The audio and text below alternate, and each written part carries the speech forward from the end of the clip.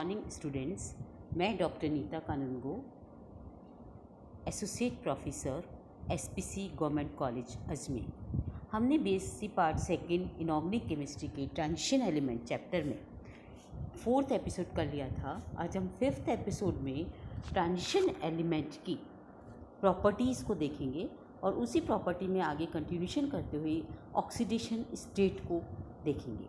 सबसे पहले ये चीज़ आती है कि ऑक्सीडेशन स्टेट क्या होती है। तो संक्रमण धातुओं में एक बहुत ही महत्वपूर्ण लक्षण है वेरिएबल वैलेंसी। ये तत्व की कई प्रकार की संयोजकताएं प्रदर्शित करता है।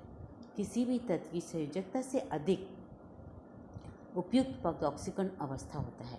इसको हम इस तरह से भी कह सकते हैं, किसी तत्व की ऑक्सीकरण अवस्था उस आवेश के बराबर होती है जो उस तत्व के परमाणु के पास रह जाता है जब उनके यौगिक के अन्य परमाणुओं के रूप में उसे पृथक कर दिया जाता है। हम सिंपल सा एग्जाम्पल ले सकते हैं MgCl2। MgCl2 में क्या है, 2 क्लोरीन जुड़ी हुई है। दोनों क्लोरीन को निकालने के बाद मैग्नीशियम पे क्या चार्ज रहेगा, +2। तो ये इसकी ऑक्सीकरण अवस्था रही। संक्रमण धातुओं में बाह्यतम कोश में या संयोजकता कोश में 1 या 2 इलेक्ट्रॉन होते हैं, अतः इनकी ऑक्सीकरण अवस्था 1 या 2 होनी चाहिए। पर 3D कक्षक और 4D कक्षक 3D कक्षक जो है नियर अबाउट होने के कारण कई बार इनकी ऑक्सीकरण अवस्थाएं ज़्यादा हो जाती हैं। इन तभी तत्वों में कॉपर की +1 अस्थायी ऑक्सीकरण अवस्था होती है, स्कैंडियम की +2 ऑक्सीकरण अवस्था स्थायी होती है, क्योंकि एक बचे हुए डी इलेक्ट्रॉन को त्यागने के पश्चात इसका उत्कृष्ट गैस विन्यास आ जाता है, अतः इसकी +3 ऑक्सीकरण अवस्था अधिक स्थायी होती है। लेकिन जैसा कि हमने इन संक्रमण तत्वों में देखा कि 4s और 3d इनकी एनर्जी लेवल में डिफरेंस बहुत कम होता है। तो जब हम 3d के इलेक्ट्रॉन को बाहर निकालते हैं तो 4s के इलेक्ट्रॉन भी इजीली बाहर निकल जाते हैं। तो इसी कारण ये +1 व +2 ऑक्सीकरण अवस्था के अलावा ये अन्य ऑक्सीकरण अवस्थाएं भी शो करता है जो कि +3 से +7 तक होती है। और ये आप टेबल में देखिए, scandium, titanium, vanadium, chromium, manganese, iron, cobalt, निकल, कॉपर, जिंक, इनमें +1 व +2 ऑक्सीकरण अवस्था दिखाई है। एक स्कैंडियम +1 ऑक्सीकरण अवस्था शो करता है, अयुग्मित इलेक्ट्रॉन है। क्रोमियम में एक +1 ऑक्सीकरण अवस्था शो करता है और कॉपर एक +1 ऑक्सीकरण अवस्था शो करता है जो कि स्थायी है। बाकी +3, +4, +5, +6 इनके जो 3D कक्षक और 4s कक्षक में जितने इलेक्ट्रॉन है वो उसकी मैक्सिमम ऑक्सीडेशन स्टेट होती है। और पहले स्कैंडियम से मैंगनीज तक ऑक्सीकरण अवस्था बढ़ती है और उसके बाद मैंगनीज से लेकर जिंक तक ऑक्सीकरण अवस्था कम होती जाती है। किसी भी धातु की कौन सी कण अवस्था का अस्तित्व होता है या कौन सी ऑक्सीकरण अवस्था डिपेंड करती है, ये हम जब इस ऑक्सीकरण अवस्था का देखते हैं तो उसके बाद का जो इलेक्ट्रॉनिक कॉन्फ़िगरेशन रह जाता है उस पर भी काफ़ी डिपेंड करती है और साथ में लिगेंड पर भी काफ़ी डिपेंड करती है। फ्लोरीन की भांति ऑक्सीजन जैसे छोटे आकार और अधिक ऋण विद्युत तत्व जो होते हैं, ये ऑक्साइड आयनों के साथ भी ये हाई ऑक्सीकरण स्टेट वाले कॉम्प्लेक्सेस बनाते हैं, जैसा कि वैनिडेट, क्रोमेट, परमैंगनेट, ये काफ़ी स्थायी हैं। इसके अतिरिक्त भी कई महत्वपूर्ण योगदान हैं। एसिडिक मीडियम में निम्न ऑक्सीकरण अवस्थाएं होती हैं, क्षारीय माध्यम में ये ऑक्सीकरण अवस्थाएं उच्च होती हैं। ये 0 ऑक्सीडेशन स्टेट भी शो करते हैं जो कि कार्बोनिल में पाया जाता है।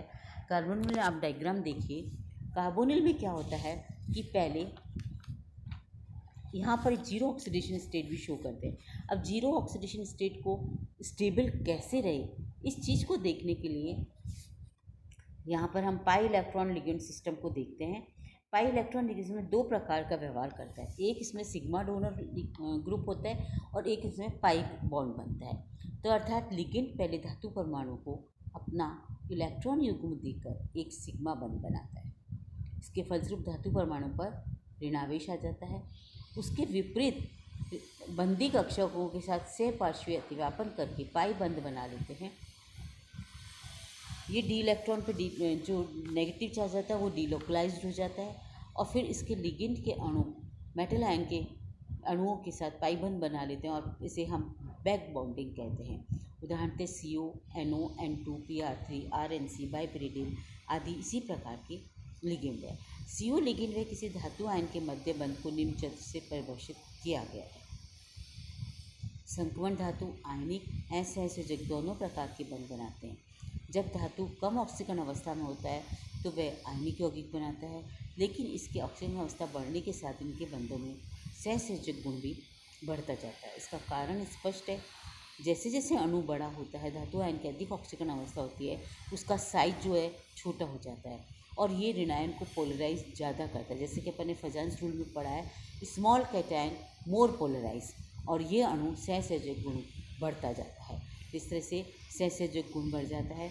इसमें कई बार क्वेश्चन आते हैं और आयनिक कोवलेंट के और सहसंयोजक ऑक्सीजन के, पर इसको चीज़ को देखने के लिए हमें इस चीज़ में ऑक्सीडेशन स्टेट को देखना है, ना कि हम इस चीज़ में चले जाएं कि एसिडिक कैरेक्टर या बेसिक कैरेक्टर की बात करें तो हम एसिड बेस चैप्टर पर चले जाएं। ऑक्सीकरण अवस्था बढ़ने के साथ साथ इन यौगिकों की एसिडिटी और क्रियाशीलता भी बढ़ जाती है। जैसे टाइटेनियम O, VO और CrO अधिक क्षारीय, ये बेसिक नेचर के होते हैं, जबकि CrO3 अम्लीय नेचर का हो जाता है। तो इस तरह से टाइटेनियम 2O3, B2O3 और क्रोमियम 2O3 जो है वो उभयधर्मी होते हैं। तो जैसे जैसे ऑक्सीडेशन स्टेट बढ़ती है, एसिडिक कैरेक्टर भी बढ़ता है, कोवलेंट कैरेक्टर भी बढ़ता है और क्रियाशीलता भी बढ़ती है। किसी भी तत्व का जिंक तक जाते हैं तो डी कक्षक पूर्ण भर जाता है। वह अपने महत्तम कोश से 2 इलेक्ट्रॉन निकाल कर स्थायी अवस्था प्राप्त कर लेता है और +2 ऑक्सीकरण अवस्था शो करता है।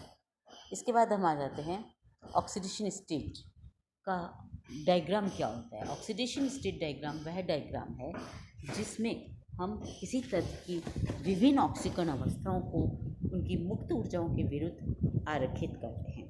Delta G0/F = -NE0। किसी तत्व की विभिन्न ऑक्सीकरण अवस्था उनकी मुक्त ऊर्जाओं के विरुद्ध आलेखित करने पर जो चित्र प्राप्त होता है उसे हम ऑक्सीडेशन स्टेट डायग्राम कहते हैं। जैसे दिखाए गए एग्जाम्पल में, ये एक तरफ ऑक्सीडेशन स्टेट है और दूसरी तरफ इसकी फ्री एनर्जी है। दोनों को जब ग्राफ खींचा जाता है इसे ऑक्सीडेशन स्टेट डायग्राम कहते हैं। ये कई oxidation state diagram titanium, vanadium, chromium, manganese, iron, Chrome, cobalt, nickel इनके यहाँ पर दिए गए हैं।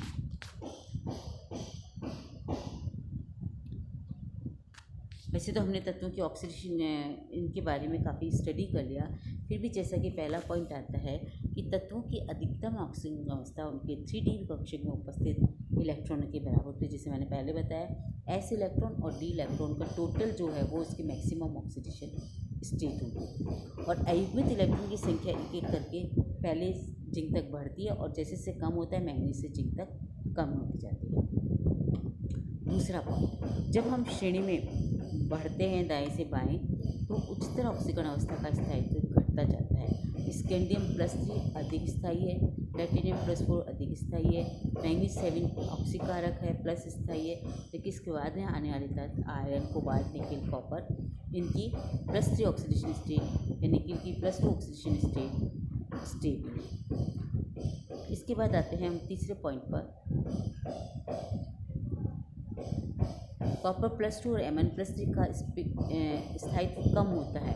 इसका कारण ये है कि इनके बाद जो है ऑक्सीकरण अवस्थाएं अपेक्षा से अधिक स्थायी होती है, क्योंकि इनके बाद जो इलेक्ट्रॉनिक कॉन्फ़िगरेशन है तो वो D5 रह जाए या D10 रह जाए, तो वो ऑक्सीडेशन स्टेट मोर स्टेबल होती है। शून्य ऑक्सीडेशन स्टेट का मैंने बता ही दिया कि ये भी शो करते हैं। कार्बोनिल, कार्बन मोनोऑक्साइड, डाइपिरिडिन आदि आयन में ये शून्य ऑक्सीडेशन स्टेट शो करते हैं। ऑक्सीकरण अवस्था बढ़ने के साथ साथ इनके सहसंयोजक गुण भी बढ़ जाते हैं, इनके एसिडिक कैरेक्टर भी बढ़ जाते हैं और इनके क्रियाशीलता भी बढ़ती जाती है। इसी चीज़ को अपन आगे टेबल में देखें